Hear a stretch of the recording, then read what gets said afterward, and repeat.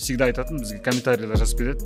Футбол шарит ететін адамды шақырыңдар. Міне футбол шарит ететін адамды шақырдық. Негізі Реал Мадридтің жанкүйерлері осындай бір сектант па? Біз просто академия неге оқытармен ойнаймыз. Сендер судьяны сатып алғансыңдар. Сондай сөздер жақсы көресің, Тамаша жауап деп ойлаймын. Мына жерді кесіп TikTokқа таратуға да болады. Осы Реал қайда? Финалда екен ғой, кешірім сұраймын. Бізде осындай қонақта сыйламау рубрикасы бар. Барселонаның жанкүйері дегенде қазір күлетін жағдайға жетіппіз ғой. Мыжып өту керек еді. Мыжып өту керек еді.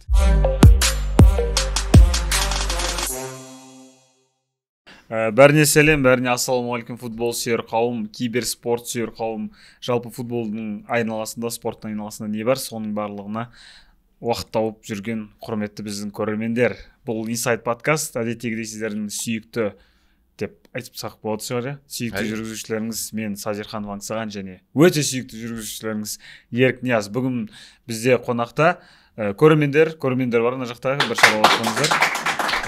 Бүгін бізде қонақта танымал спорт комментаторы, өте танымал, бұдан асқан, аса танымал, аса және бірі аса және бірі спорт комментаторы, футбол тарихындағы ең үздік комментатор әлем бойынша. Марко Ройс, он снова второй деген сөзді айтайын деген, бірақ басқа кісі айтып қойған. Ұрлап кеткен. Футболистер ойынға шығайын жатқан кезде бізді кім комментировать етеді, нормальс, дұрыстап ойнайық деп.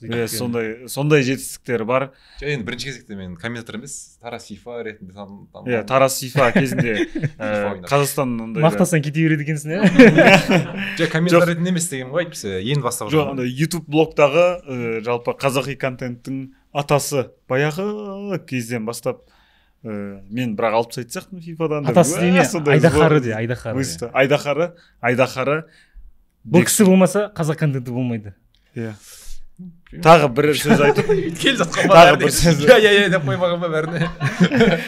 Бізде Бексұлтан Кеулім қош келдің. Рахмет. Қазақстандағы ең қиын фамилияның егері. Жоқ, ол кісі басқа. Ол кісі кім? Швайнштайгер ма? Швайнштайгер деп қинаға жіберсем бір. Жігіттер, рахмет шақырғандарыңа. Футбол қош келдің. Чемпионаттар аяқтады. Бізде тақырып айтпақшы, топ 5 чемпионаттардың соңғы жағы аяқталуы, жалпы уже бір айдан кейін Евро басталады. Соған дейін осы чемпионаттарды бір бітіре алайын дедік те, Қазақстаннан басқа. Футбол көресің ба дейсің, қате шығар, Бұл кісі футболмен өмір сүреді. Біз арасында ғана футбол көрсек, бұл кісі футболмен ұйқысынан тұрғалы. Лутон Таун, Ноттингем Форест деген ойындарды бәрін көреді. Лутон Таун деген ол кәдімгі бір район деп ойлап жүрмін деген сияқты сондай. Мен ұйықтамай келдім, есік ұштармен арасында сәл деп отырсам, ренжімеңіздер. Бүгін сөз кезегі осы екі жігітте. Бізде чемпионаттарда ең қызығынан бастайық. Әрине. Ағылшын премьер лигасы. Гвардиола 8 жылда 6 рет чемпион атанды. Арсенал тағы да биыл уже 2 очкоға жете алмай қалды. Артетаның өкінішке орай. Ливерпуль Юрген Клопптың соңғы ойыны көрдік кеше. Жылай ма деп едім. Тренд жылап кетті, басқа біреулер жылап кетті. Астон Вилла чемпиондар лигасына жолдама алды. Юнайтед тарихтағы ең... Юнайтедке жолдама алды. Манчестерге жолдама алды. Үйіне жолдама алды, 8-ші орын. Челсидің ауылы одан алыс емес. Жалпы өте қызық маусым болды. Бұл маусым басында Астон Вилла, Тоттенхэм, Ньюкаслдар қатты ойнап кетіп, ойбай, солар бірдеңе істей ма деп қорыққан маусым еді. Маусым жайлы жалпы өзің бекс. Сол маусым керемет өтті. Негізі жалғыз интрига қалған чемпионат осы ағылшын премьер лигасы болып қалды ғой. Не үшін көресіңдер дегенде осын көрсін айтамыз. Қалған барлығында тағдыр шешіліп, 10 тур алдын, 5 тур алдын чемпион атанып, Интер болсын қазір 20 ұпаймен алыстап кетті, Байер барлығы алыстап кетті. Ал бұл жерде ағылшын премьер лигасында енді 2 ұпайдың өзі Ситиға негізі сол Интердің 15 ұпай сияқты көрініп қалды. Ар жақта өткен маусымдағыдай тұрды жеңіс серияны бізге көрсете салды. Сұмдық енді. Ал Тоттенхэм жайлы айтатын болсақ, Тоттенхэм маусым басында мықты ойнады, бірінші орында тұрды, жеңіс сериясы болды. Бірақ ол кезде Тоттенхэмнің күнтізбесі жеңіл болды. Күнтізбе жеңіл болды. Мен сол кезде айтқам, бұл Тоттенхэм төрттікке кірмейді деген, өйткені ар жақта Лутон, Шеффилд, Бьорн сияқты қарсыластармен бәрін ойнап тастады да, кейін барып міне мынандай қиын қарсыластарға түсті. Топ-6 қалды. Иә, маусым соңында да сол белгілі болды, өйткені анау Арсенал, Ливерпуль, Сити чемпиондыққа таласқан кезде соның барлығымен Тоттенхэм ойнады. Сол кезде бәрінен жеңіліп, бәрінен ұтылып қалды. Иә, бәрінен ұтылып, қазір күнтізбесі бір қызықтау болды шыны керек. Тоттенхэмға сенген қойым сен болсаң деп. Біреуден очко алады шығар деп отырып қой біз. Ливерпульге қадалып жүр ғой. Кәдімгі TikTokта трендтер кетті соңғы I need a hero дейді. Қайта соны түсіріп. Бірақ болды осылай. Иә, бірақ Тоттенхэм жақсы заявка жасады ғой. Негізі мына тренер. Таңғалдырды шыны керек. Келесі маусымда уже Тоттенхэм мүлдем жол болмады ғой, сонымен қоса осы маусым барысында кімде жарақат аз болады, сол чемпион болады деген сияқты болды. Өйткені Тоттенхэм бір кездері орталық қорғаушысы алып, 4 қорғаушысы да қапталдағы қорғаушылармен ойнап кетті да, жақта тұрып. Дым жол болмай. Кімнің Реалдың кейпін киіп. Иә. Реалда бір рет сөйтіп ойнады. Сен жаңа басында айтып едің ғой. Ньюкасл сияқты командалар басында айырып атты деп. Бізде АПЛ-да андай басында айырып атқан, ничего не значит қой. Каждый матч айыру керексің ғой сен деген. Прям сенің неше бүкіл 38 матч бар ма? Бір полный сезонда 38 матчты да прям жақсы ойнап шығу керексің. Өйткені ең соңғы орында тұрған командамен ойнаған өзінде анау деген жай ғана команда болмайды саған. Бесино өйтіп ондай емес. Прям Ливерпуль сөйтіп біз қадалған. Лутоннан қадалған жоқ па? Бір неше болып. Лутоннан қадалдық, соңғы матчтарда Эвертоннан 2-0 жеңіліп, Вест Хэммен ничего ойнап, керек емес матчтар ма? Жоқ, бір Клоп әдем кете ма деп едім. Әжептәуір қап қойдық қой біз. 8 очкоға ма? Ужас. Ұялып тұрмын 8 очкоға. Клопқа алғыс шексіз шығар енді. Алғысым шексіз. Айтпақшы, Юрген Клоп егер осы подкастты көріп отырсаң, біздің командада өткізген 9 жыл үшін рахмет. Кеше Трент жылағаны, ол Трентті алып келді ғой енді, былайынан. Дүниеге, футбол дүниесіне алып келген тренер. Кеше мен кәдімгідей настроением түсіп, еще концерттен кейін қарап отырдым да, болды ғой, эпоха бітті ғой. Ертең қайтадан бастайды. Кім біледі ғой. Ертең біз 2 сезон, 3 сезон жүретін шығармыз Юнайтед сияқты. Тен Хагтың басын кешіп, Тен Хаг деген негізі былай жаман емес ғой негізі. Клопқа дейін де сондай болды ғой негізі. Бір ғана маусым болды Суареспен чемпиондыққа таласқан кезде. Ал қалған барлығында солай болып жүрді ғой. Просто Клоп өте жақсы нәрсеге үйретіп тастады да. Біз негізі 7-8 орынға баяғыда қуанатын едік. Ертең 2-3-ке наразымын мен қазір. Маған егер Клоп келмей тұрып, сендер 3-ші орын аласыңдар 2024-те десе, мен давай дейтінім. Бізге чемпионство даже керек емес деп. 30 жыл ала алмаған чемпионствоны алып берді. Чемпиондар лигасын алып берді. Супер кубок не бар, соның барлығын алып берді. Прям қатты ақша құртпай деп айтсақ болады негізі. Еще Ливерпульдің стоимости да әжептәуір көбейді. Молодец, Клоп. Клоптан кейін кім болады төлесін? Клоптан кейін келді уже. Келді ма? Кеше сол тренерді Арне Слот деген. Иә, Арне Слотты Арне Слот ла дейтін өзінің Юрген Клоп дейтін сондай бір чанты бар еді, соны арнайы өзгертіп жанкүйерлерге міне осылай айтасыңдар деп Клоп сөйтіп айтып кетеді. Ол бұрын қай клубта? Фейнордтың, иә? Қандай? Ол Нидерланд чемпионатында Фейнорд деген команданың бапкері болған. PSV емес па? PSV ма? Шатаспын. PSV, иә? PSV еще чемпиондар лигасында Дортмундтан ұшып кетті, ал Дортмунд финалда деп солай қатты плюстер іздеп отыратын болсын. Сондай Манчестер Ливерпульдің жағдайы түсінікті енді. Бізде кішігірім перестановка болады. 1-2 сезон чемпион болмасақ та шүкір енді биыл Салах кетуі мүмкін, өйткені көңіл күйі нашар болып жүр. Бірақ командадағы ең үздік Сұрмерген әлде де 18 голмен АПЛ-да. Бір маусым қалу мүмкін негізі. Бір маусым қалса просто қымбатқа сата алмай қаламыз да. Оны сатып алатын арабтар бар кезде как раз сол жерде де бес уақыт оқуға болады бара бер деген сияқты. Бірақ енді Салахты жіберуге болмайтын сияқты Ливерпульге. Оның орнына бәрібір сен 100 миллионға тағы да біреуді аласың дегендей. Иә, ол да бар бірақ. Матиппен Тиаго Алькантара кетті айтпақшы. Оны Ливерпуль бастығы шешетін шығар оның өзі. Оны біз шешпейміз да. Айтпақшы, кеше Матиппен Тиаго Алькантара кетті. Екі хрусталь дейді ғой. Екеуі де лазареттің постоянно келеді ма? Иә. Шаң жұртпайды лазаретке. Екеуі де кетті. Енді Ливерпульге былайынан қарап тұрсаң, Ливерпульдің составы негізі жақсы укомплектован. Иә. Бірақ бір свежесть жетпейді да біздің. Ол тренерден ба игроктан ба оны. Нунестің орнына біреу керек сияқты менің ойымша. Нунес не ертең Нунес сәл шыдаңдаршы, Нунес деген қатты легенда болып кетеді, сәл шыдау керек. Шыдап отыр. Үміт жоқ сияқты менің ойымша. Тағы бір маусым сосын барып қуып жіберуге болады, если ойнай алмай қалса. Одан артық шыдай алмаймын. Бір маусым берші Бекс. Жоқ. Бір маусымдан кейін өзі бірдеңесін көрсетеді. Салахтың орнына білмеймін, Салах өзінікін істеп қойған сияқты ма деп қоямыз. Білмейміз енді, көреміз, жаңа тренердің көзқарасына байланысты ғой. Германиядан біреу келеді деп отқан еді, ұмытып тұрмын шыны керек. Бір қапталда. Байердің ба? Жоқ, ол емес. Иә, келеді деп еді. Ұмытып қалдым. Бірақ ол АПЛ-ға келіп мыжылып қала ма? Енді басқа темаға өтейік, Арсенал ма, Ситиға ма? Ситиға өтейікші. Сити мен Арсеналға өтейік. Бірден Сити 8 жылда 6 рет чемпион болды. Пеп Гвардиола келесі жыл чемпион болса мен кетемін дейді. До того қызық емес болған сонда АПЛ. Бұл жерде рекордты бұзды, бас 4 рет қатарынан чемпиондық деген ешкім ала алмаған. Сэр Алекс Фергюсонның рекордын жаңартып, Гвардиолаға болды ғой, басқа дым керек емес қой негізі. АПЛ-да 4 жыл қатарынан чемпион болу дейтін, ол былайынан бүйтіп былай қарап тұрсаң, АПЛ-да 4 рет чемпион болу дейтін мүмкін емес да, өйткені баяғыда чемпионы всех лиг деген кезде ылғи Бавария, ылғи ПСЖ, ылғи Ювентус тұратын еді, сосын ар жақта әртүрлі командалар тұратын еді ғой. Сол үшін АПЛ бірдеңе деп жазушы еді ғой.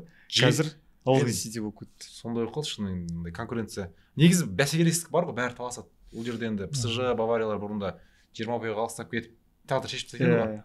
Бірақ енді Сити міне 7 маусымда 6 рет чемпиондық деген енді сұмдық статистика. Жалпы ағылшын премьер лигасын біз ең андай бәсекеге толы деп айтып отырмыз ғой. Бірақ енді қиын енді.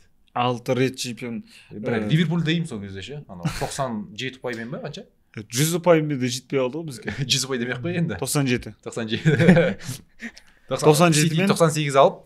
Былай оған дейін кез келген команда 97 алса чемпион болады да. Ливерпуль 97 алғанда жетпей қалады. Сол 2 рет қосып мен 2 рет 1 ұпайға қалып Ливерпуль чемпион бола алмай қалды енді.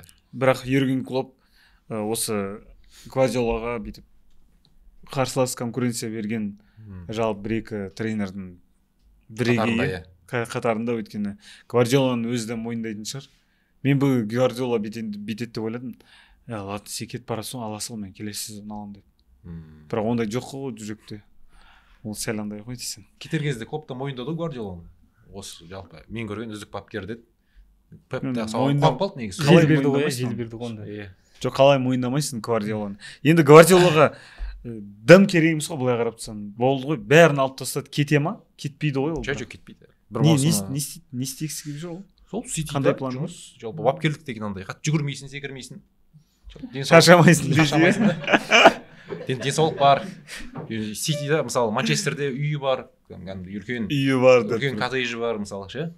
Жағдайын істеп. Мен ойымша Барселонаға ол бапкер ретінде емес, кейін бір президент деген сияқты ма?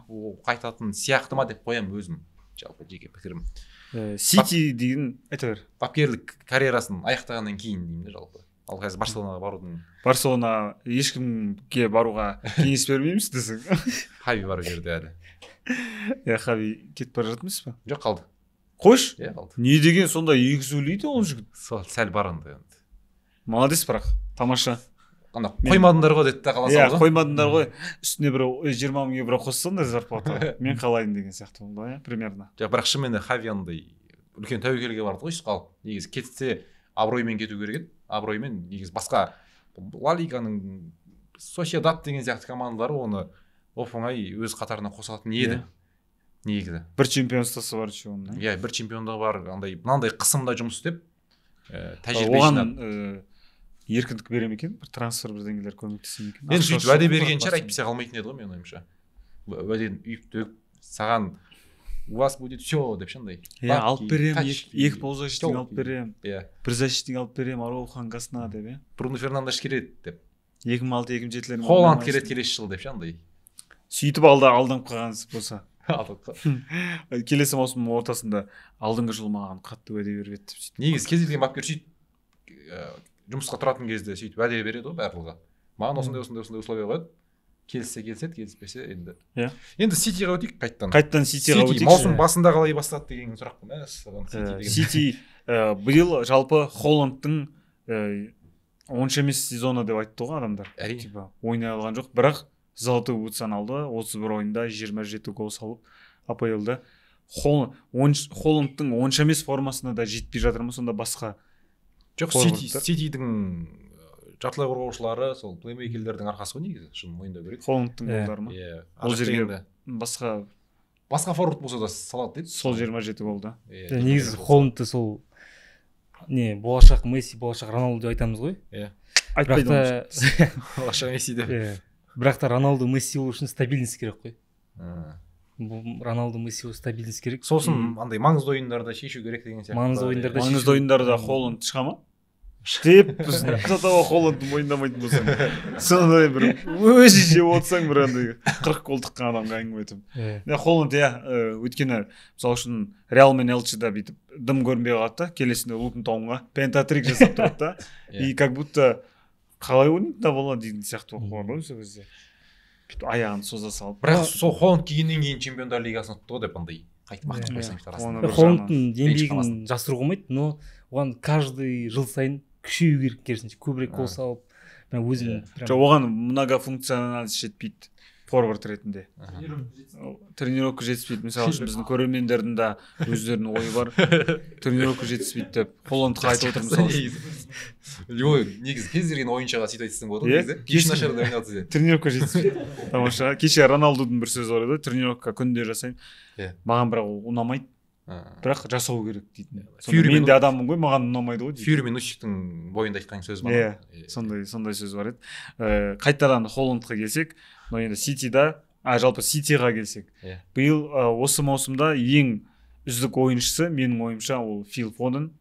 Фил Фоден көрдік қанша ойындарда ашылғанын, Де Брюйнені да заменаға отырғызып тастап өзім ойнаймын деп. Замена қалай отырғызды? Негізі Кевин Де Брюйне бірінші штурға шығады, кейін бірден жарақат алды. Бірден травма болды. Бір айналым бойы командасына көмектесе алмады. Кейін оның орнын басатын Фил Фоден келді. Жалпы бұрын негізі оның негізгі позициясы сол ортада. Көбіне Де Брюйне болғаннан кейін амалсыз оны солға қарай жіберетін еді Гвардиола. Бірақ енді міне өзінің мүмкіндігі келді. Жалпы әдемілік қолданып, міне ағылшын премьер лигасының үздік футболшысы атанды. Кейін анау Де Брюйне оралады ғой. Енді ар жақта Фил Фоден жағырып жатыр. Оны қосалқы құрамға отырғыза алмайсың. Тұрды да екеуін бірден ортаға жақындап. Сол ойындар инсайд қылып шығара салды. Қызық болды анау ойындарда. Екеуін бірге көп атакующий шығарып кетесің ғой, біраз шілеріне қарсы ойнағанда сондай сияқты болып кетті анау PlayStation'дағыдай. Фил Фоден мен алдын осыдан бір 4-5 ай бұрын айтқан едім. Алтын допқа иегерлердің өзі 3 адам бар, соның ішінде Фил Фоден болады деп. Өйткені ертең Еврода Англияның жарып кету шансы көбірек деп. Алтын допқа енді пиар керек қой. Пиар керек. Қазір пиар бойынша Винисиус, Реал Мадрид қой, Беллингем, биыл Месси алады. Мбаппе деген сияқты, солар алып қалуы мүмкін, әйтпесе. Месси алады. Месси мансабын аяқтап ше? Аяқтаса да алады ғой. Бір видео көріп қалдым ана жылы. Мессидің балалары бүйтіп үлкен баласы бүйтіп санап отыр да. Сенде 8 золотой мяч па дейді да. Я қалай алдың сен 8-шісін дейді ғой. Месси білмеймін дейді. Мен андай көргем. В общем, қазақи видео екен, телефонмен түсірілген. Күзгі балда бірінші орын алған Месси деп қойған. Тамаша, осындай бізде еріктен әзіл айдар болып тұрады арасында. Соған күлеміз біз. Қайтадан Ситиға оралсақ. Жоқ, мысалы, өткен маусымда Эрлинг Холланд рекорд орнатып алған, АПЛ тарихында болмаған голдарды салып алмады ғой, былай қарап тұрсаң ше. Сол үшін Филип Фоден аламайды. Ол да бар. Логический түрде ма? Жалпы мысалы Англия Евроны ұтып кетсе де ар жақта Джуд Беллингем бар ғой. Беллингемнің пиары жақсырақ. Бірінші рөлде болады. Негізі еще келесі жылы сезон қызық болу үшін именно АПЛ-ды мен ойымша бір осындай бір не керек сияқты. Ситидің составын таратып новыйдан құру керек па бір. Мысалы Холландты Реалға жіберіп, Фоденді жіберіп, орнына бір басқа Лионнан мысалы андай Аякстан игроктарды алып FIFA-дан карьераға сай сен. Бүлдіріп жіберсе бүкіл АПЛ-ды. не істерін білмей қалсын адамдар. Бірақ Сити бұл жерде не ғой, ағылшын премьер лигасында жарақат мәселесі шыны керек бірінші рөлге кетті ғой. Де Брюйне жоқ болды, маусымның алғашқы бөлігін Сити өте нашар ойнады, шыны керек.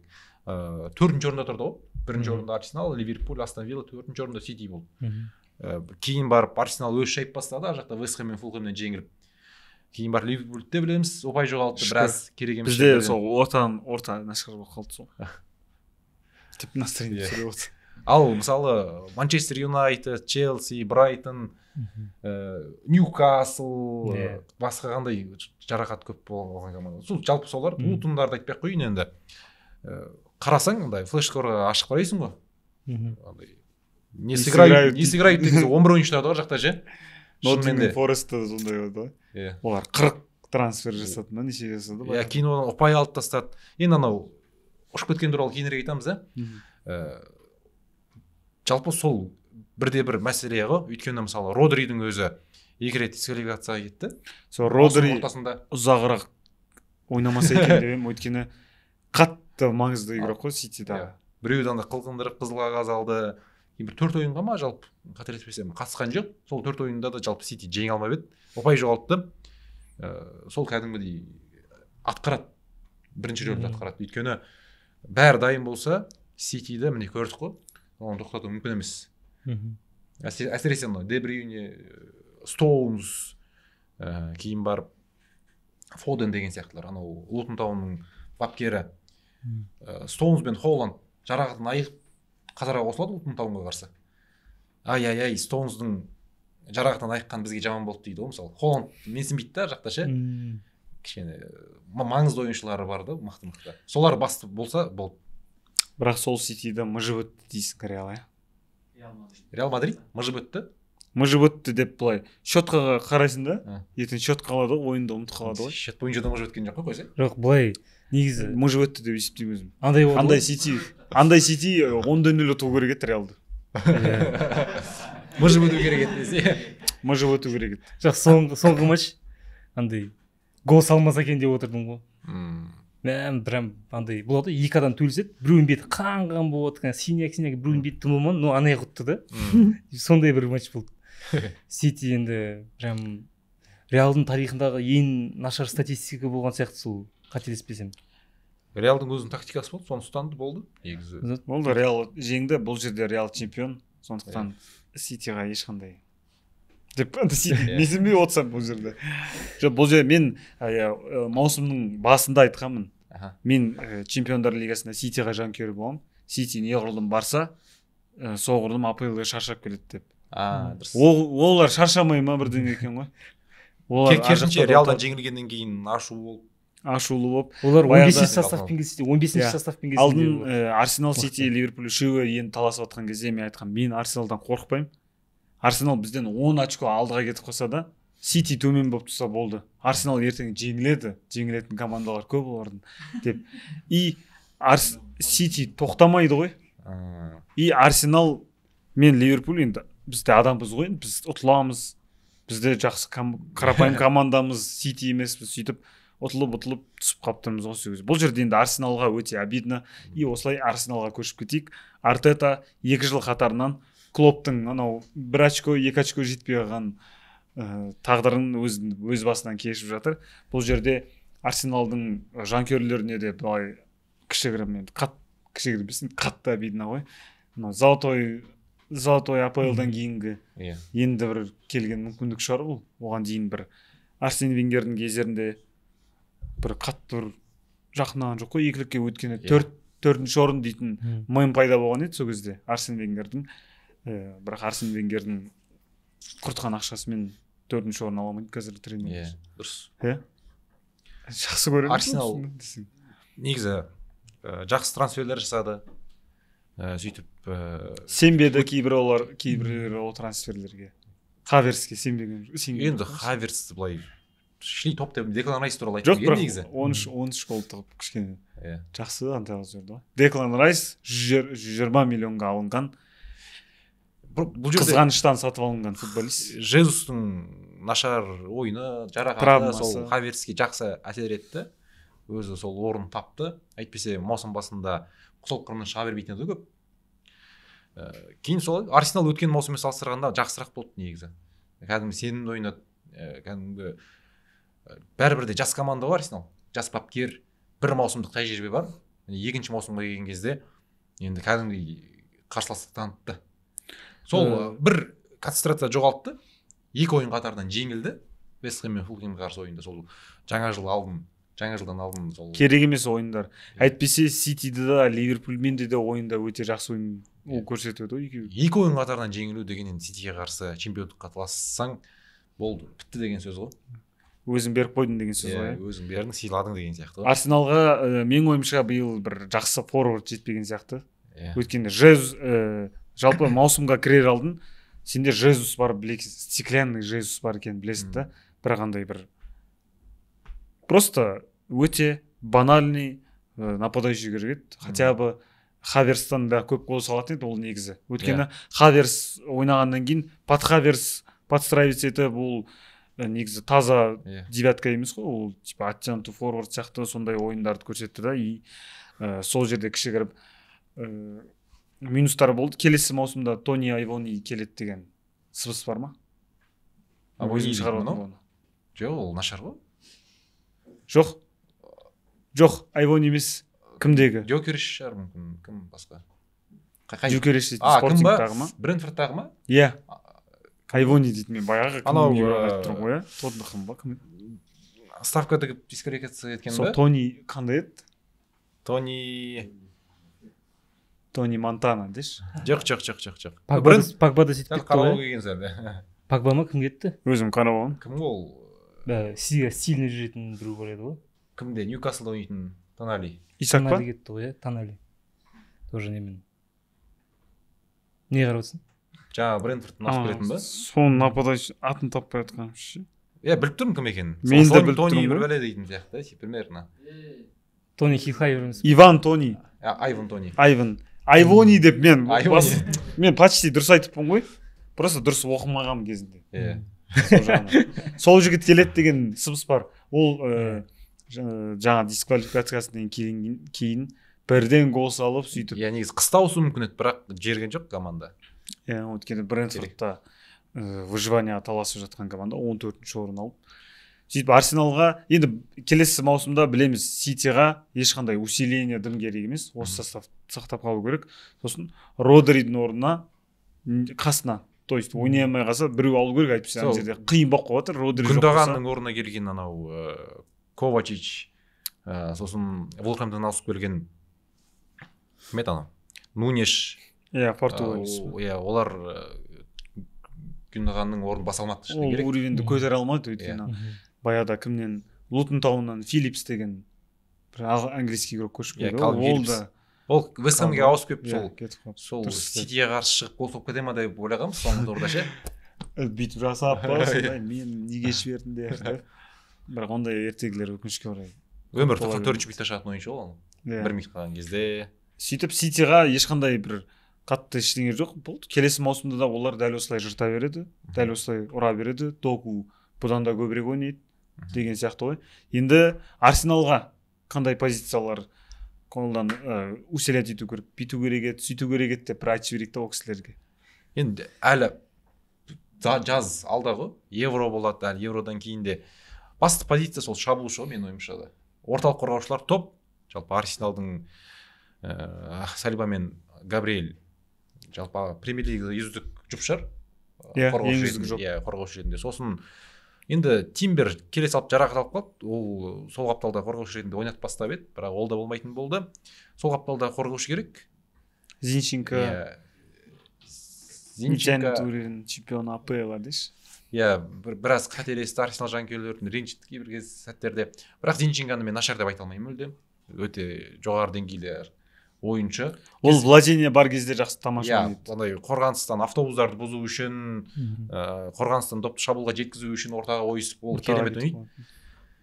Сол қанатта қорғаушы керек шығар сол. Сосын ортаға тағы бір жалпы бәсекелестік тартып тұру үшін жартылай қорғанысқа бір ойыншы да негізі артық етпейді менің ойымша. Негізі Арсеналға сонау негізі опорник керек сияқты маған сол тағы да. Негізі Арсеналға Жоу Феликс керек деп қуғытсын. Райспен кімді босататын ба, Одегарды больше. Райс негізі опорник емес қой, орталық жартылай қорғаушы. Негізі сол Парти, Райс, Эдегор ойнайды деп басында жоспарланған еді ғой. Сол кезде Парти тұрды да бірден жарақат алды, кейін амалсыз Деклан Райс опоркада ойнады. Кейін бір оның орнына Тросарды қойды, Хаверсті қойды, жалпы бәрін Тросар ортада ойнаған қатты қызық болды енді. Ну енді ортада енді біз шабуылға жақын. Бірақ флангта енді ешқандай проблема жоқ. Сака, Тросар, Мартинелли керемет олар қатты ойнайды. Сака мен сүйікті ойыншылардың бірі Сака.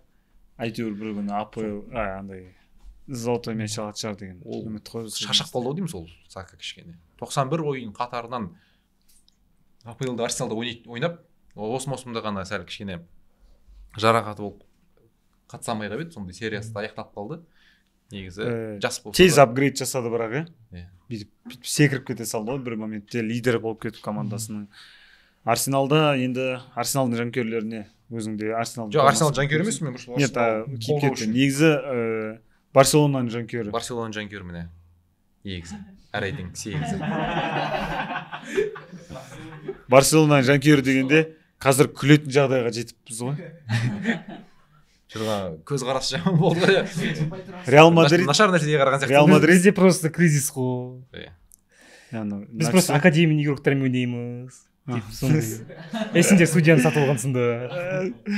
Барселона атынан сондай нәрселер айтады. Сондай сөздер жақсы көресің, ә?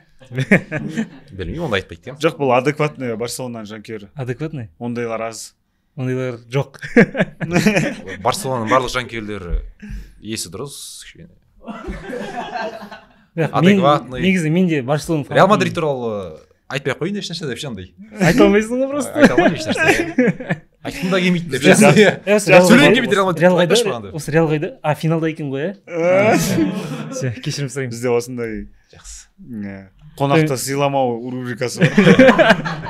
Сол рубрикаға бүгін енді Реал Мадрид жанкүйерлері енді әзірге кез келген клубтың фанаты осы жерге келсе үстінен күлетіндей жағдай бар, бірақ енді сен андай көтеріп тұрсаң төмен үстін күлмейсің ғой деп андай.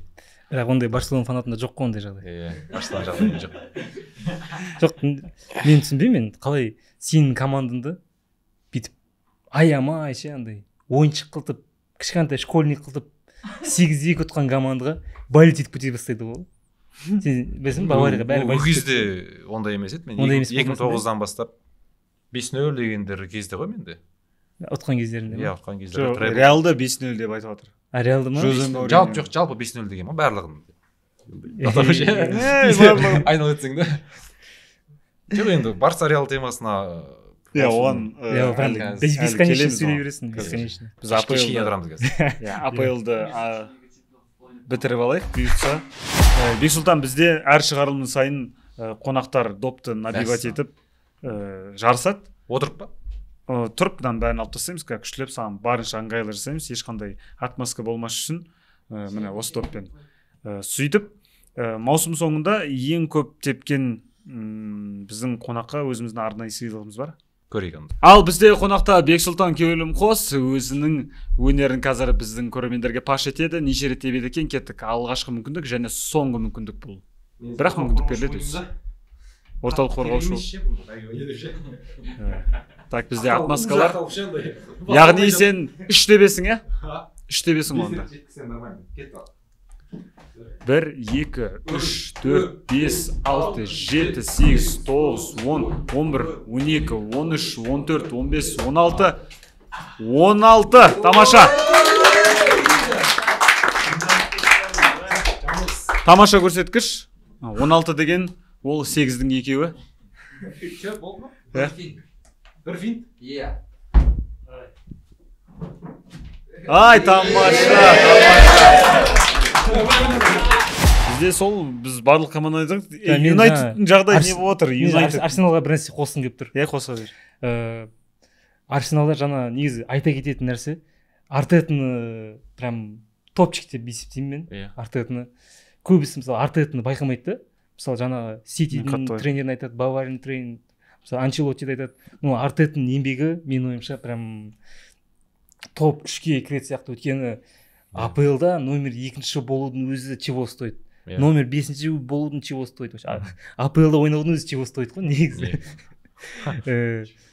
Чего стоит? Чего стоит? Сұрақ қойдың өзің. Чего стоит? Ничего не стоит. Мен ойымша Арсеналға келесі жылы бәрі айтып жатыр ғой, типа Арсенал всегда трансфермен рисковать етіп байқайсыңдар, мысалы Хавардсты аласың, ойнай ма ойнамай ма, кішкене непонятно, тағы біреуді аласың Лионнан, там андай чуть топ емес клубтардан, и кішкене рисковать етесің, оларға рисковать етпей. Пепені айтып тұр ғой. Николас Пепе. Пепені айтты да.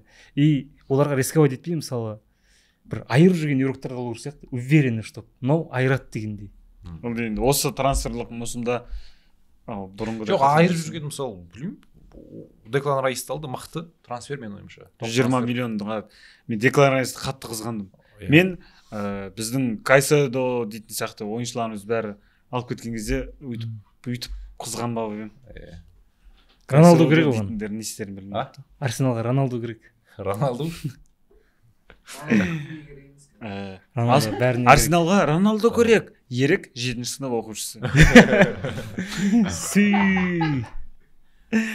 АПЛда басқа Юнайтедтің жағдайы не болып жатыр?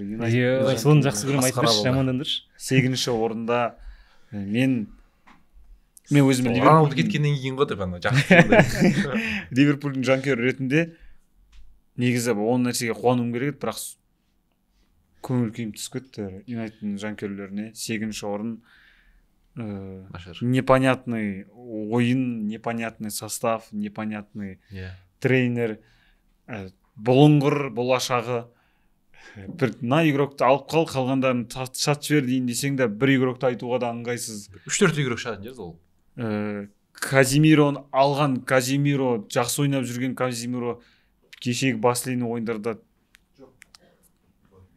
білмеймін, қандай андай позиционный ошибкалар жасап жатыр. Оны алды да центральный защитник қылып, барынша енді білмеймін, құлдырап жатыр. Енді Юнайтедке білмеймін не керек екен. Бір 200-300 миллиондап салу керек па? Сол трансферлері нашар болды. Мысалы Антони қанша 95 миллион евро ұрды ма? Ол да мүлдем үмітті ақтамады. Мен болып кеткен ғой Антони. Хойлундта бір замена шығып отыр да. Замена шыққанда қатты грозный түрмен шығады. Я сол көрдім. Өзі салған прикол қатты деді. Андай лучшие замены дейді. Хаселу шығады, Родриго шығады, кейбір литродан шығады. Сол сұмырай бізді кубоктан шығып жүрді ғой. Өмір гол салмай келіп Ливерпульге салды. Негізі мем болып қалды кәдімгідей Антони. Мен күлгім келеді Антонидің түрін. Оның мемдер көп негізі. Соникті алып бүйтіп көрсететіні бар, айналатыны бар. Анау бүйтіп бір орында айналып тұрып. Бүйтіп тұрады, аутқа жер болады да. Кейін судьяға аутты бер деп өзі сұрайды да. Тенхак бүйтіп қарайды ғой. Нақ шығарды мен деп. Негізі ең күшті мынау взгляд, оправданный взгляд Анчелотти да ғой. Айналып Реалды айта берген ше. Негізі Реал Мадридтің жанкүйерлері осындай бір сектант па, сондай. Мен вообще ешкім жанкүйер емеспін мен. Сыртынан қарап байқадым. Айбек Қалбаша өткенде бізге келіп, сол тоже сондай бүйтіп Реал Мадрид деп андай. Секта да кәдімгідей. Бір нашар сөз қабылдамайды, андай мүлдем критиковать етіп бүйтіп шаң жұқтырмайтын жанкүйерлер. Барселона сендер олар әлі олар жанкүйер болып көрмеген. Бәрі андай жанкүйерлердің өзінің, мысалы Барселона жанкүйерлерінің характері, Реал Мадрид жанкүйерінің характері әртүрлі болады, шын мәнінде ше. Мен Ливерпульдің жанкүйерлерінің бәрі бірдей болады. МЮ-дікі сәл андай 30-дан асқан мужиктар деген сияқты әркім әртүрлі негізі. Жанкүйерлерді бірден танисың. Сөйтіп Юнайтедке полностью перестройка керек, оған ешқандай жасыратын жоқ. Гарначо, Бруно Фернандеш, Майну сияқтыларды алып қалу керек. Қалдырып, Решфордты құрту керек. Рахмет. ПСЖ-ға ма өткізу керек қой оны. Сатып жіберу керек дейді. ПСЖ алмайды. Біреу 12 миллион беріп соның орнына. Беріп жібере салу керек дейді. Жоқ, ол ағылшындық болғаннан кейін оны қымбатырақ сатуға болады. АПЛ-дың өзінің ішінде қымбатырақ сатады, бірақ сыртқа шыққан кезде арзандау болып қалса. Решфорд дейтін. Бірақ бәрібір де өткен маусымда андай бомбардир болып мықты ойнаған болшы ол. Алады оны қымбатқа, менің ойымша. Бір 40 50-ге ма? Мен 40-қа деймін. 50-ге. Егер 40-тан жоғары алса, жоқ, мен бидек. Егер болса трансфер. Егер болса. Ja, болды. Жоқ, негізі 8-ші орын алды, солай болу керек. Өйткені мысалы АПЛ қателікті кешірмейді. Слабый составпен келдің бе сезонға, болды сен деген кеттің. Негізі сол жаңа жоғарыда айтқан жарақат мәселесі ғой шыны керек. ойыншылардың жарақат кешірмейді ештеңемен негізі құрамының 7-8 футболшысы ойнаған жоқ қой, шыны керек ойнаған жоқ, көмектесе алмады. Анау Эванс, Казимиро орталық қорғанысқа шыққаннан кейін болды уже. Эванс деген 38-ге келген жігіт емес па?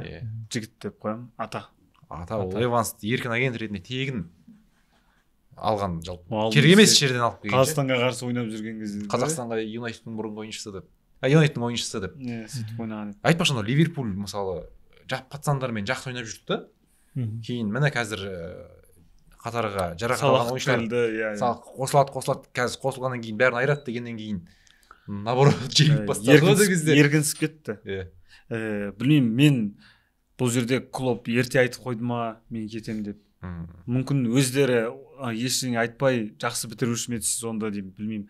Бұл жерде бүйтіп мынау кінәлі, мынау болғанда ғой деп айтайын десең, біз ұтылған очко жоғалтқан командаларға қарсы бәрі болды бізде. Жотамызда болды, Луизіміз, Диасымызда болды. Нунесті құрту керек. Санчес 70-ге аласың ба? Нунесті ұнамайды, шыны керек. Ол негізі кейбір адамдар не фартовый ма, бір бәле негізі. Не фартовый, просто не фартовый. Оған бір шелпек пісіріп, шелпек таратып, бір маусым мүмкіндік беру керек, өйткені ол негізі ойнаса ойнай алатын адам ғой. Просто білмеймін, штангілерге тиіп қала береді, бірдеңе. Штанга тиіп қалуымен рекорд істеген екен ғой. Бір матчта 4 рет штанге тигізеді, өшті, до конца көрген жоқпын сол матчта. Ұтқан екенбіз, оказывается. Сондай. Ұтқан екенбіз. Шынымен да 4 рет тигізген дегенше. Жоқ, маусым басынан бастап қосылмен қосаңда бүйтіп. 3-4 ойын болса мелеген да. Маусым басынан соңына дейін. Антирекорд. Есімде анау бір 6-7 турда Нунес сол штангаға тию бойынша бірінші орында тұрған еді, 7 рет па қақпа жақтауына тиген да. Сол маусым басынан бастап аяғына дейін солай до конца кетті ол жақта ше. Прикинь, андай соны күшті қылып алып ше, статистика деп алып тарихқа кірем деп бірге бір шығады бар мен. Гол салайын ба, штангаға тигізейін ба? Штангаға тигізейін. Тарихқа кіргісі келмесе ғой. Юнайтедтің жағдайы түсінікті. Челсида енді биыл Челси құтты болсын енді 6-шы орын. 6-шы орын, ол жақсы ғой негізі 6-шы орын деген. Мына Юнайтедке қарағанда, өткені Челсидан қарағанда Юнайтед бұл сезонға дайын болып көрді ғой. Өткен Челсидің тренері ешқандай дайындықсыз кіріп, бүйтіп жолдың бойында жинап алды ғой, ойындарын жинап алды дегенде. Әлі жиналмаған ғой, Палмер ғана шығар бұл жерде. Палмер деген өзінің үздік ойынын көрсетіп 23 гол, Ситиға пикер саттыңдар, мен бір жерге Гвардиолаға бір жерден тауып берсең ойнайтын едім ғой мен. Сол суперкубокта Арсеналдың қақпасына гол соғып еді Палмер ше. Сол кезде мә мықты ойнайтын деп таңғалғам, не үшін сатты деп ше. Сөйтсе просто позиция жетпей қалған ғой. Мен ойнаймын деп шешіп Челсиге кете салған. Сұраған екен ғой еще одан. Сен запаста отырасың деп айтқан ғой таңертең. Бруно бар, Фоден бар, Де Брюйне бар. Солар істейсің деген сияқты, бірақ дұрыс шешім қабылдап Челсидің бірінші маусымында Челсидің игроктарының ойынша ең үздік ойыншы, ең үздік жас футболшы болды ағылшын премьер лигасында. Биылғы ең күшті Палмер деген тамаша, анау Сити мен Челсидің 4-3 болған триллерінде 5-4 болған. 4-3 ба. Соңғы минуттарда 2 гол соғып кетті. 4-3 жол шамасы. 4-3 болған матчтарда да жалпы бүкіл ойында көзге түсіп жүр. Енді Челсидің келесі маусымға енді былайнан қарап тұрсаң, негізі игроктары өте көп олардың. Жас команда ғой. Жас команда. Енді бір ойындарын тауып, Джеймс қаншама ойын болған жоқ, ол да жарақатта жүрді. Бір команданы подбодрить ететін жетпей қалды ма, капитан жетпей қалды ма, лидер жетпей қалды ма. Өткен Тиаго Сильваның бір айтқандар барысына. Бірден осы Тиаго Сильва бірден, мен байқадым Челсидің гол өткізген кезде Тиаго Сильва бірден бана қарап бүйтіп айтып атады да, уже білініп тұр. И сондай тағы бір-екі игрок жеткен жоқ. Былайнан қарап тұрсаң, составында өте жақсы. Галлахер деген тамаша ойыншы бар. Мудек та енді маусым соңына қарай жақсы ойындар көрсетіп кеше. Негізі құрамда Стерлингті орын жеңді. Гол плюс пас жасады мына жақтан. Жалпы былайнан составы өте жақсы. Густо дейтіндер енді жақсы ойнап бастап кетті оны соңғы кездері. Басында Мудрикке пас бермей қырсығып жүреді ғой. Ана бір-екі голдан кейін мына балам жақсы екен ғой дейтін сияқты әңгіме басталды. Сөйтіп білмеймін, Челсиға енді келесі маусымда бірден маусым басын бастап іске кірісу керек сияқты. күтіп жүретін, оны кешіретін ешкім жоқ. Почеттино да өзі түсініп тұрды. Ол маусымның ортасында мынандай нәрселер де болды, типа Почеттино өзінде кім ойнайтынын білмейтін. Мына игрок неге шығармайсыз десе, қойшы бізде ойнай ма дейтін. Сондай бір қателіктер болған еді. Енді білмеймін, келесі маусымда барынша былайынан бүкіл позицияда негізі 2-3 игроктан бар Челсида. Бәрі жас ойыншылар 2030-ға дейін келісімшарт жасап тастаған әрқайсысымен ше. 2030-ға дейін. Қан тәуекелге барды ғой, мысалы былай қарап тұрсаң. Енді Почеттино соларды ашу керек. Сол мақсаты сол, негізі жас ойыншыларды ашу. Айтпасең Николас Джексон дегендер негізі жаман ойыншы емес. Нунес сияқты осы шамамен ол да. Иә, многофункциональный, Нунестан ас тигізеді штанги. Ол бірақ мимотив функционалы сайтта. Функционалы шапшаң андай. Бір ойындарда бүйтіп, ол ойыншы бүйтіп хет-трик жасайды да. Сол үшін бір ойында хет-трик жасап, бірақ андай қарайсың обзорды пустой воротаға, сонда хет-триктер жасалған да бүйтіп иығыңмен бүйтіп салып кететін, андай хет-триктер болады, прям өліп талып жасайтын. Янан көрген кезде. Палмердікіндей ма? Иә, Палмердікіндей бүйтіп екі адамды алып тастап, біреуін замақпен бүйтіп күшті салатындай деген сияқты. Челсиға да келесі маусымда сәттілік, жалпы бүкіл командаға сәттілік. Бұл АПЛ өзінің осындай ерекшелігімен соңғы кездері ылғи Сити чемпион болса да, біз бұл АПЛды жақсы көреміз. Біреу алып кетер деп.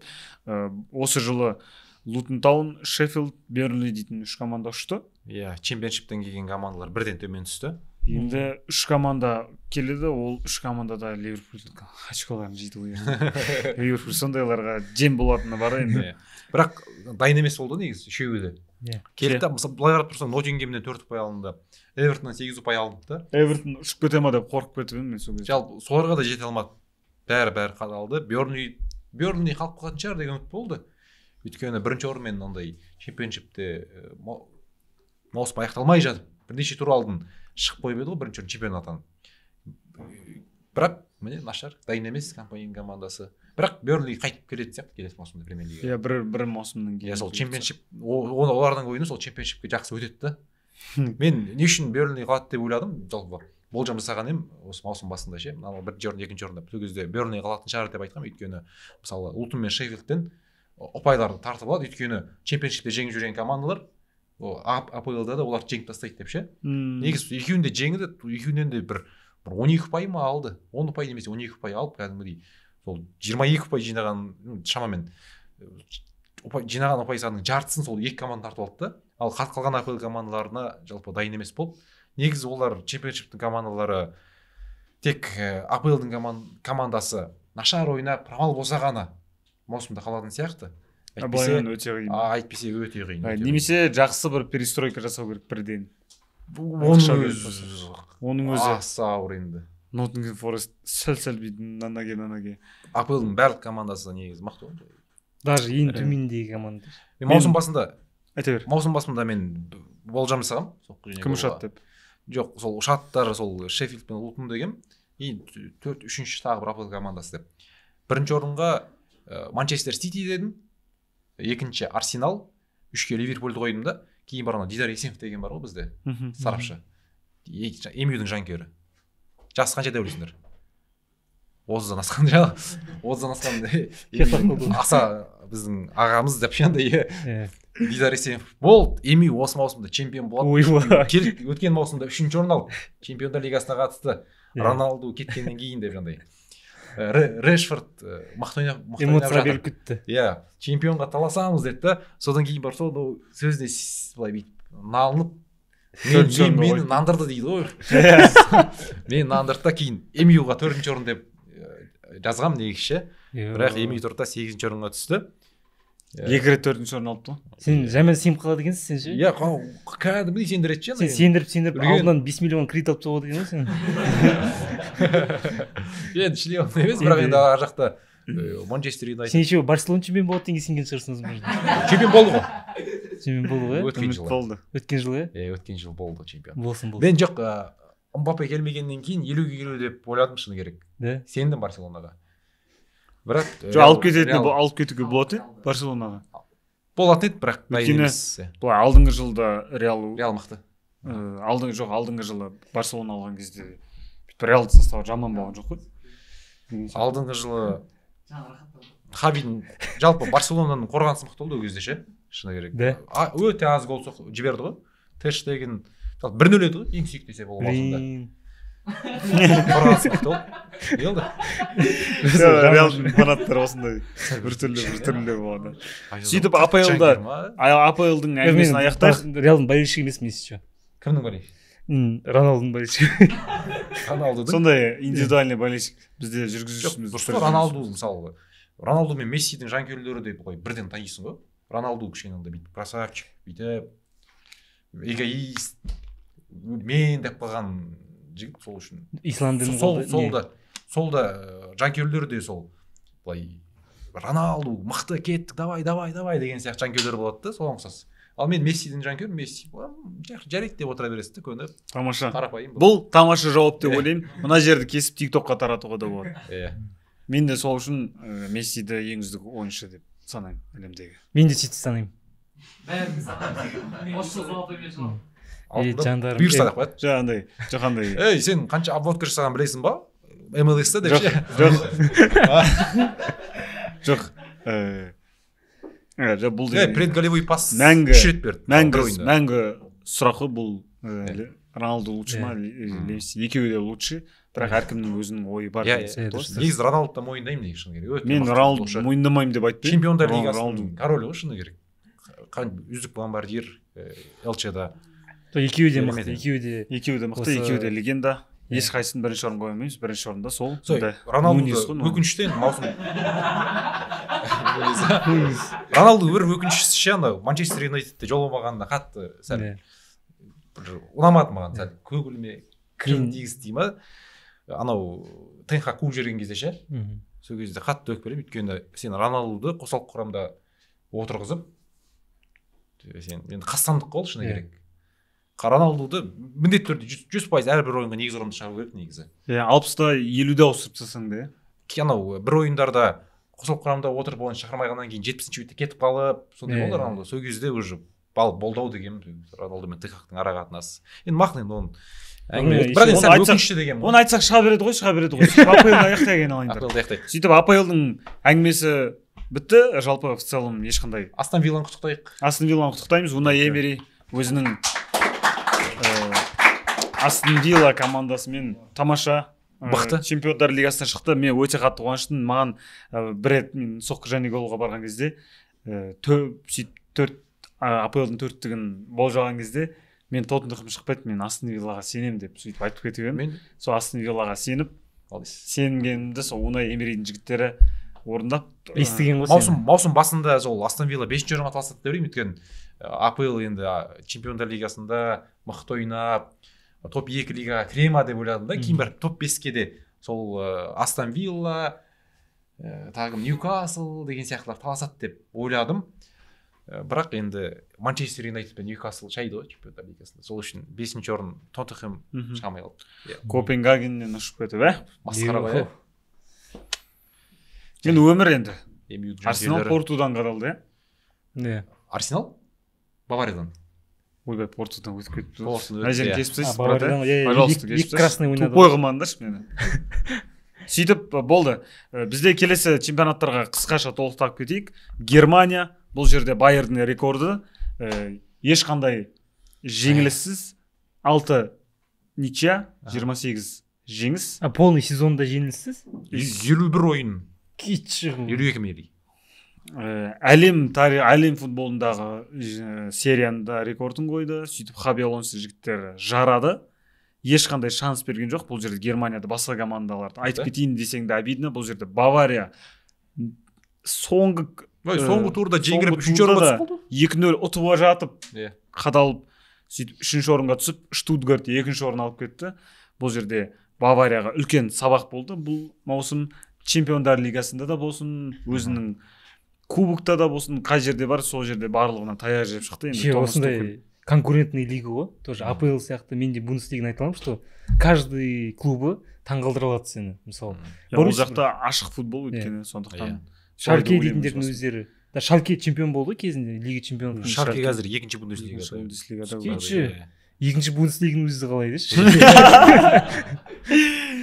Сөйтіп Бавария Бавария кетті, Томас Тухель кетті, енді жаңа тренер келеді. Жалпы анау Баварияға жаңа тренер болу үшін жалпы ұсынысты қабылдамаған бір 7 бапкердің тізімі шықты, көрдің бе? Гласнер, жоқ деп па бәрі. Тухель, Нагельсман, бәрін шақырған ғой жалпы ше. Бәрі барғысы келмейді негізі. Кезінде Клоптар да шақырған еді, барғысы келмеген, дұрыс болыпты. Дұрыс негізі, керек емес. Клоп Германия сборной тренері жеткісі келеді. Сөйтіп бітті. Дортмунд бұйыртса ертең финалда көреміз соңғы сөзін. Дортмунд 5-ші орында. Дортмунд Реал жеңіп кетсе, қуанамын. Бундеслигада 6 команда Чемпиондар лигасына шығады. Ал не дейсің бұған? Жақсы андай екен. Жақсы. 6 команда дейтін ол деген өте көп деп ойлаймын. 36. Италияда да сондай, по-моему, Аталанта Байер жеңіп кетсе, бірақ ар жақта әлі нақты шешілмеген, Аталанта 5-ші орында қала ма қалмай ма деген ше. Так, Испанияда бізде Реал Мадрид әлде қайда баяғыда чемпион болып қойған. Бірақ Золотой бутсаны кешегі Реалға қарсы ойында Сарлот деген ойыншы покер жасап 19 ойынмен 19 голмен екінші орында тұрған еді, Беллингеммен. Довбик бірінші орында тұрған 21-мен. Кеше сөйтіп 23 голмен бірінші орынға шығып, осындай просто сол мақалды маған. Жоқ, енді әлі бір тур бар, ар жақта Довбик покер жасап кетсе, енді қайтып озып кетуі мүмкін ба енді? Жоқ, ана жігітке сенемін, әдемі ғой. Қалай сен Золотой бутсан алдың десе, сол Реалға покер жасадым десе тамаша ғой. Реалға покер жасаған тарихта қалдым бірден. Болды. Карьерін істелді ғой уже. Сөйтіп келесі бізде Италияда сол Реал Мадрид жеңгер екен. Италияда Интер чемпион, баяғыда шешіліп қойған нәрсе еді. Өзім бірақ Миланға қатты жанкүйер болғам. Екінші орын бермесе екен деп едім. Ювентустың 4-ші орынға дейін түсіп кетті. Алегри маусым соңында кетеді. Сөйтіп ол жақта да сол баяғы әңгіме, Наполи іліккен жоқ, Ромада іліккен жоқ. Сөйтіп онда жақтары қатты бір қызық кішкенелер жоқ. Интер қатты мықты. Францияда сол ПСЖ чемпион болды, Монако қайтадан екінші орын, Мбаппе Золотой бутса, как будто ештеңе өзгермеген сияқты. Жирона маусымның басында ойбай таңғалдырып сенсация деп еді, бірақ Жиронаның тренер өзі айтты, біз 4-ке кірсек болды деп айтты ғой сол кезде. Маусымның басында олар өз сөздерін орындап 3-ші орынға жайғасып Чемпиондар лигасында ойнайды. Енді келесі маусымда примерно бір 8-7-ші орын алатын шығар енді. Чемпиондар лигасында бір таяқ жеп. Енді баяғыда Лестердің чемпион болғаннан кейін келесі жылы бәрі ұтып кетіп еді. Лестерді көрінген команда сөйтіп. Жоқ, ондай емес, по-моему. Чемпиондар лигасына қатысып, таласты ғой. Жаңа Севильямен тіресіп бір матчтарда сөйтіп. Ұтылып қалып сондай. Жиронаның келесі маусымында енді ойыншыларын талап алып кететін шығар, 1-2 ойыншысы кетеді ау. Оның ішінде сол жаңа 2 украинец бар. Сосын Байердің ойыншыларын талап алып кетуі мүмкін. Байерде бас сол Фримпонг, Гримальдо, олар қаса болды. Виртс, и сосын қорғаушылар. Үш орталық қорғаушы, Та дейтіндер. Адилон Кусуну дейтіндер бар ғой жақта ше, мықтылар. Сосын Боруссия Дортмундтағы Шлоттербекті кім алады? Шлоттербекті? Қатты ойнайды екен, мен кеше соған ғашық болдым. Бар салсыншы. Жанау бар салсыншы. Шлоттербекті ма? Барселонада 8 жылға қорғаушы ма сондай бар? Барселонада Араухо дейтін. Ол топчик енді ол мойындау керек. Араухо дейтін қатты енді. Барселонаға опорник керек болды, басқа. Қазір басты мәселе. Топовый центральный защитниктер көбейіп кетті. Жалпы былайынан. Араухоның мен таңғалдым ойынына. Иә, Барселонаға опорник керек, иә, Кристенсенді тезірек құртыңдар деген. Бірақ кетуі мүмкін. Басқа бір жерлерде ойнап жүр ғой ол, опорник емес кеше. Опорный орталық қорғаушы бәрін ойнай береді ол. Кеше Педридің бірінші ана штанги перекладинадан салатын голын сол тепкісі келді ғой. Ниеттен. Нападающий керек сияқты. Білмеймін, орталық шабуылшы ма? Иә, орталық шабуылшы сияқты. Забивать ететін. Енді ол да қартайды, андай подменаға керек қой. Иә. Роке деген келді, бірақ Роке әлі жас қой, шыны керек оған. Тым қатты үміт қажет жоқ. Бірінші опорник негізі. Одан кейін барып, иә, ойын жүргізетін. Ұстап беретін. Гюндаган бар екен, ойын жүргізетін, кешіріміз. Гюндаган бар, иә. Гюндаган, Педри, Гави. Жоқ, күшті состав бар. Олар кетті ғой жарақат. Бүгін PlayStation ойнайсың ба, ерік мен жазылады жіберейін Барселона. Кеттік ойнайық. Уж корпус мана 4 жас. Әл-Насырмен ойын постоянно негізі. Реал Мадрид алып Реалға Роналду ауыстырып әдейі сондай сөйтіп ойнай ма или сөйтіп ойнауға жақсы андай закуп жасадым. Мен Реалға болеть етемін тоже, типа андай екінші планда мен бірінші орында Аль Наср, екінші планда Реал Мадрид. Но планың көп дейсіз жалпы. Мен мойындаймын, что Сити қазіргі кезде номер бірінші клуб әлем бойынша. Болды, біз де оны мойындаймыз. Сөйтіп бүгінгі біздің сөйтіп бүгін біздің шығарылымыз аяғына жетіп қалды. Жалпы барлық чемпионатқа ешкімді ренжітпей тоқталып кеттік деп ойлаймыз. АПЛ ғой бұл жерде ең бастысы. Бізді футболды да жақсы тартатын. Францияға ешкім ренжімейді шығар енді. Иә, ешкім Франция айтып кеттім мен. ПСЖ чемпион, Монако как будто баяғыда екінші орын. Лион ойбай үш көтема дегендердің 6-шы орын алды. Не болды? Леказет 19 гол. Бәрі жақсы. Бен Йедер 19 гол. Кім пенсияға шыққысы келіп жүр, Францияға барып 15 голдан тығады екен, оказывается. Сосын барлық чемпионаттарды аяқтадық. Қазақстан чемпионатын көріп жүрміздер айтпақшы. Кеше Шахтер командасы тобылда 1-0 есебімен Рохер Каньяс гол салып, 7 очкоға ие болды. Құтты болсын. Рахмет Шахтердің. Шахтер осы маусымда тобылды Астананы жеңді. Бұл тамаша деп ойлаймын. Андрей Финонченко келіп, мықты ойнады. Иә, қалған ойындарда бәрі 0-0, 1-1 болып. Ал менің родной клубым Ақжайық SD Family-ден ұтылды. Ақжайық? Бірінші лигада сондай әңгімелері бар. Бірінші лиганы мен бірінші лиганы жақсы білемін негізі. Өйткені Тараздан ұтылды ғой 3-1. Иә. Ұтыла береді өзі сонда. Ақжайық стиль игры. Бәріне стиль игры сондай бар. Все, рахмет Бексұлтан келіп бізге осындай тамаша Күннің пост деген бар ғой Ақжайықта. Біз всегда айтатын, бізге комментарийлер жазып кетеді. Футбол шарт ететін адамды шақырыңдар. Міне футбол шарт ететін адамды шақырдық. Шағып бүгі шегесіне дейін айтып, ол неге бүйтеді, ол неге сөйтеді дейтінге дейін айтып тастап, жақсы эксперт болып келдің. Рахмет, біз Асан шақырғанға рахмет. Бүкіл футболисттің атын біледі екенсің, таңғалған. Кейбір кезде есім шықпайды шыны керек. Кейбір кезде емес сияқты. Мен анау шықпайды білемін да, бірақ мысалы мынау кім десе позициясын айтып бере аламын да. Мысалы футболисттің аты шықса, сондай бар. Былай аттарын ұмытып қаламын, ондай қиын аттар көп қой. Тез атайтын сияқтысың жалпы, сен бала кезінен сондайсың ба? Комментатор ғой енді, Бекс өзіңнің қай жерде комментатор болып жүргеніңді айт, сосын біздің көрермендер сол жерге барып сенің комментатор болған матчтарын көрсін. Сетанта арналарында, Сетанта, Q-Sport, Қазақстан премьер-лигасының ойындары, топ-5 чемпионат бұлар жүргіземіз. Мен енді бастап жатыр былай 1 жыл болған жоқ. Егерде осындай уровеньге шықтың. Бүгінгі комментатор Бексұлтан Күйелім қос десе, тез лайк басып, сол футболды міндетті түрде соңына дейін көріңіздер, өйткені өте эмоционалды, қызықты футбол болады. Бүгін бізде қонақта болған Бексұлтан Күйелім қос және де сіздердің тұрақты жүргізушілеріңіз Ерік Нияз және Садырхан Аңсаған. Инсайт подкастта келесі жолы кездескенше.